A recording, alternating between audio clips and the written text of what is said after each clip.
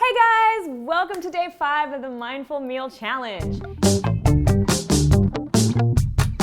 You have made it to the last day, which means you have a much deeper understanding of what it means to eat mindfully and how to do it.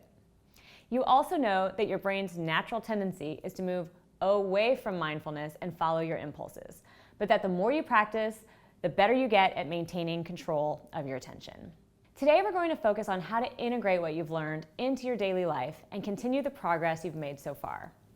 As you already know, one of the reasons I asked you to commit to one silent, mindful meal per day rather than trying to eat mindfully for every meal is that minimizing distractions gives you the chance to see how crazy and undisciplined your brain is on its own.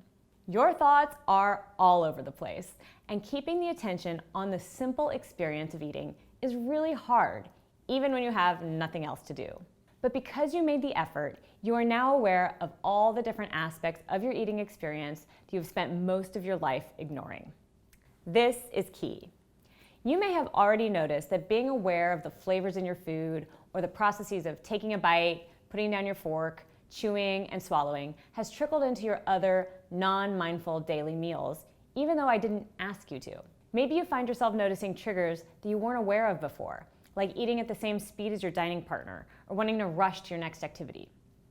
If you haven't noticed these things outside your mindful meal, that's okay.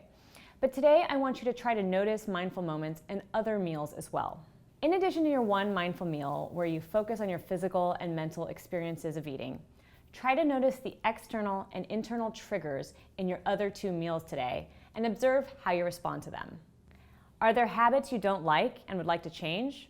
Are the ones that you notice that you're all right with? Whatever you discover, your mindful practice is where you can recognize these impulses and decide how or if you want to respond. The goal of mindful eating practice isn't to eat every meal in silent concentration. That isn't practical or even desirable.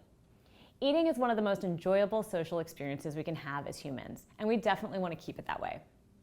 What we do want is to bring awareness to our automatic and subconscious habits and thought routines that push us mindlessly into behaviors that don't serve our greater interests, then consciously choose actions that serve us better. Understanding our triggers and how we've been conditioned to respond to them is the first step necessary for changing these habits. The next step is understanding that getting out of your head and back into the experience of the present moment is all you need to do to break the spell and start living again. You develop both of these skills during your mindful meal practice. Mindfulness conditions your brain in a way that helps you notice your experience of experiencing.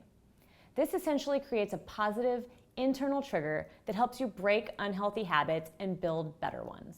But as you know by now, mindfulness is not your brain's default mode. Eating mindfully is a skill you cultivate, like playing an instrument or learning a language. Without practice, your skill weakens.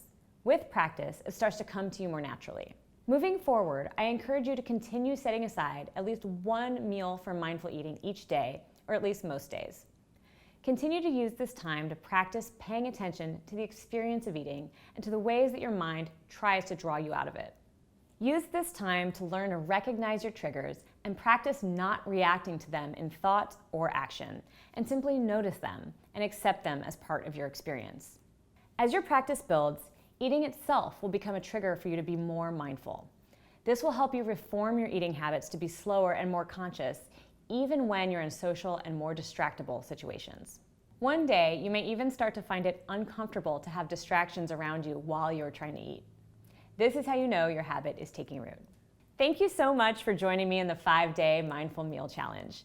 If you enjoyed it or learned something valuable, I'd love to hear about it in the Facebook group. Take care and be well.